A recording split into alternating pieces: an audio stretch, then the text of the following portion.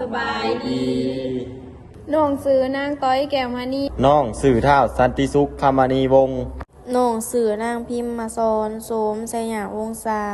เฮามาเข้าสู่บทรายงานของพวกเฮากันเลย สอนโดยอาจารย์บุญเรียนเทพพรไซมื้อนี้พวกเฮาจะมารายงานวิชาภาษาและวัฒนธรรมบทที่3คำศัพท์ควรใช้และบ่ควรใช้3.1ความหมายสำคัญของคำศัพท์3.2สภาพการนำใช้คำศัพท์ในสังคมปัจจุบัน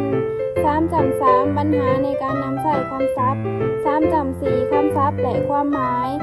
3.5ถงความสำคัญ3.6ความหมายแสดงความหมาย3.7ความหมายแสดงหลักการ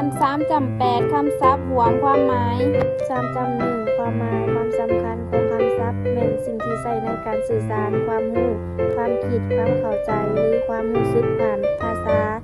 คำศัพท์เป็นส่วนสำคัญของการสื่อสารเพราะมันเป็นเครื่องมือที่ใช้ในการเฮ็ดให้คนเข้าใจกันหรือค้นคว้าความรู้หลาย3.2สภาพการนำใช้คำศัพท์ในสังคมปัจจุบันแม่นมีความหลากหลายและเปลี่ยนแปลงหลายอย่างต่อเนื่องมาจากปัจจัยหลายประการที่มาจากอิทธิพลของโครงสร้างสังคมเทคโนโลยีและอิทธิพลของวัฒนธรรมสากลสื่อสังคมออนไลน์3.3ปัญหาในการใช้คำศัพท์อาจเกิดขึ้นมาจากหลายปัญหาส่วนใหญ่มีคือคำศัพท์มีความซับซ้อนหรือความเข้าใจผิดในการนำใช้คำศัพท์และขาดความเข้าใจในความหมายคำศัพท์บางคำมีความหมายหลายประเภทขึ้นกับบริบท3.4คำศัพท์และความหมายคำศัพท์หมายถึงคำที่ใช้เพื่อบอกถึงความหมายสิ่งที่มีเสียงหรือลักษณะอักษรที่ใช้เพื่อสื่อสารความคิดหรือความรู้สึก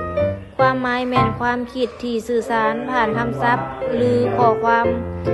มหมายขึ้นกับบริบทวัฒนธรรมและสถานการณ์ที่นำใช้3.5ถงความหมายของคำศัพท์แม่นขอบเขตที่คำศัพท์นั้นสามารถถ่ายทอดหรือสื่อสารได้ขึ้นกับบริบทสังคมและสถานการณ์ที่นำใช้มักจะแบ่งออกเป็น2หลักคือความหมายตรงตัวความหมายอ้อมค้อมความหมายตรงตัวแม่นความหมายที่แท้จริงหรือความหมายที่กำลังกำหนดในภาษาความหมายคำศัพท์มีความซับซ้อนหรือความเข้าใจผิดในการนำใช้คำศัพท์และขาดความเข้าใจในความหมายคำศัพท์ความหมายอ้อมค้อมแม่นความหมายที่เกิดจากความรู้สึกตามเชื่อถือหรือสมมุติฐานของบุคคล3.6ความหมายแสดงความหมายแม่นหมายถึงคำศัพท์ที่สะท้อนออกมาให้เห็นถึงคุณค่าด้านความหมายโดยเฉพาะเจาะจงบ่งบอกความละเอียดอ่อนอยู่ในคำศัพท์วจนะมีคำศัพท์มีความหมายเดียวตัวอย่างหัวตีนขาแม่นมีหลายความหมายส่วนหัวรถหัวเรือหัวบ้านแม่นมีความหมายเดียว3.7ความหมายแสดงหลักการ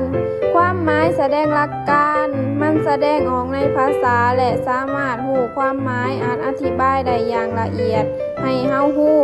เข้าใจได้ถึงเนื้อในหลักการที่นำใช้ในด้านภาษา3.8คำศัพท์รวมความหมายข้อ1ธาตุแท้ของปรากฏการณ์รวมความหมายคำศัพท์รวมความหมายแม่นบรรดาคำศัพท์ที่มีความหมายนำกันและคล้ายคือกันใกล้เคียงกันมันต้องมีการพัวพันในคำศัพท์ซึ่งมีหลายความหมายนำกันคำศัพท์ที่มีหลายความหมายจะรวมความหมายนำกันในหนึ่งหลายความหมายใดหนึ่งบทรายงานของพวกเฮาหมดเพียงเท่านี้ขอขอบใจ